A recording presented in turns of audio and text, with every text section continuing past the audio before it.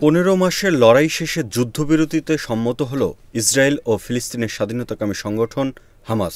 ১৯ জানুয়ারি ইসরায়েলের ৩ জিম্মিকে হামাসের মুক্তির ঘোষণার পর গাজায় যুদ্ধবিরতি কার্যকর করেছে ইসরায়েল। সংশ্লিষ্টরা বলছেন, এ যুদ্ধবিরতি ইসরায়েল ও হামাসের মধ্যে স্মরণকালের সবচেয়ে রক্তক্ষয়ী ও বিধ্বংসী লড়াইয়ের অবসান ঘটাতে পারে। কিন্তু এখন প্রশ্ন হল, যুদ্ধ শেষের পর যুদ্ধক্ষেত্র গাজার কী অবস্থা হবে? কার হাতে থাকবে এর নিয়ন্ত্রণ? বার্তা সংস্থা এএফপি জানায়, গাজার বর্তমান মানবিক পরিস্থিতি ভয়াবহ, যেখানে যুদ্ধের আগেই ইসরায়েলি অবরোধ ছিল এবং যেখানে দারিদ্র্য ও বেকারত্ব প্রবল ছিল। জাতিসংঘ বলছে, গাজা ভূখণ্ডে পুনর্গঠনে 15 বছরের বেশি সময় লাগতে পারে। এতে খরচ হবে $50 বিলিয়ন। এই যুদ্ধে গাজার পানি বিতরণ নেটওয়ার্ক সহ গুরুত্বপূর্ণ পরিকাঠামো ব্যাপক ক্ষতি হয়েছে। তারা ভুগছে তীব্র খাদ্য সংকটে। গাজায় বেশিরভাগ শিশু 1 বছরের বেশি সময় ধরে স্কুলের বাইরে রয়েছে এবং মাত্র কয়েকটি হাসপাতাল আংশিকভাবে চালু রয়েছে। 2006 সাল থেকে গাজা নিয়ন্ত্রণ করছে হামাস। এর প্রতিদ্বন্দ্বী হল ফিলিস্তিন অথরিটি পিএ। ফ্রান্স ভিত্তিক প্রতিষ্ঠান নোরিয়া রিসার্চের ফিলিস্তিন বিষয়ক গবেষক জেভিয়ার গুইগার্ড বলেন, পিএর সম্পদের অভাব রয়েছে এবং তারা বাইরের দাতাদের উপর নির্ভর করবে। গাজার পুনর্গঠনের পরিকল্পনাগুলো প্রায়ই উপসাগরীয় রাজতন্ত্রের উপর নির্ভর করে। বিশেষ করে সৌদি আরব আর্থিক সহায়তার পদক্ষেপ নেয়, কিন্তু এই দেশগুলো ক্রমশ জোর দিয়ে বলছে যে নিঃশর্ত অর্থায়নের যুগ শেষ। স্বাধীনতাকামী গোষ্ঠীটি ইঙ্গিত দিয়েছে, তারা সংঘর্ষ পরবর্তী গাজাকে শাসন করবে না।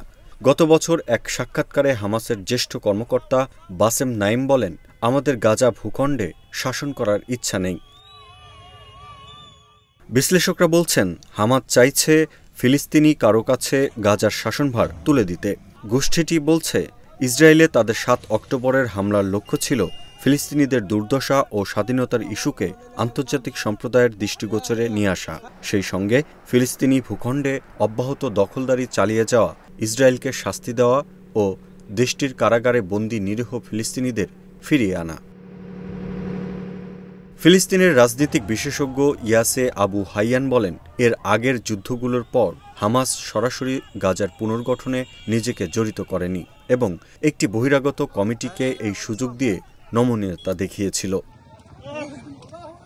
ফিলিস্তিনি নেতারা দীর্ঘদিন ধরে বলে আসছেন যে গাজার ভবিষ্যৎ নিয়ে তাদের সিদ্ধান্ত নিতে হবে। বাইরের কোনো হস্তক্ষেপ তারা প্রত্যাখ্যান করবে।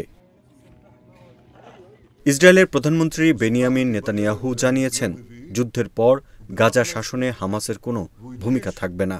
কায়রোতে আলোচনার সময় হামাস এবং ফাতার প্রতিনিধিরা একমত হয়েছিলেন যে গাজা পিএর অধীনে নিরপেক্ষ ব্যক্তিদের একটি কমিটি দ্বারা পরিচালিত হতে পারে। গত মঙ্গলবার মার্কিন পররাষ্ট্রমন্ত্রী অ্যান্টনি ব্লিংকেন বলেন, গাজায় অন্তর্বর্তী প্রশাসন প্রতিষ্ঠা ও পরিচালনায় সহায়তা করার জন্য আন্তর্জাতিক অংশীদারদের আমন্ত্রণ জানানো উচিত। কাতার সরকার জানিয়েছে, গাজায় যুদ্ধবিরতির মধ্যস্থতাকারী কায়রো ভিত্তিক একটি সংস্থার মাধ্যমে যুদ্ধবিরতি পর্যবেক্ষণ করবে। ইসরায়েল 1967 সাল থেকে 2005 সাল পর্যন্ত গাজা দখল করে রেখেছিল। তবে বর্তমানে এই ভূখণ্ডের নিয়ন্ত্রণ নিয়ে তাদের সুনির্দিষ্ট অবস্থান নেই। গত নভেম্বরে পদত্যাগ করা ইসরায়েলের সাবেক প্রতিরক্ষামন্ত্রী ইয়োব গ্যালান্ট বলেছিলেন, ইসরায়েল গাজা চালাতে চায় না। কিছু ইসরায়েলি গণমাধ্যম বলছে, গাজা প্রশাসন চালাতে সাহায্য করার জন্য একটি আন্তর্জাতিক বাহিনী সেখানে নিযুক্ত হতে পারে।